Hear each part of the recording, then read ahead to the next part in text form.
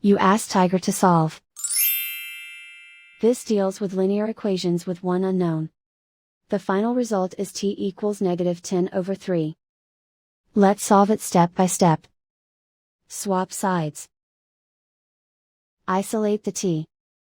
Multiply both sides by inverse fraction 5/6.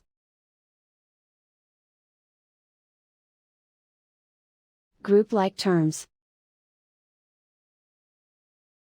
Multiply the coefficients. Simplify the fraction. Multiply the fractions. Simplify the arithmetic. And so the final result is t equals -10/3.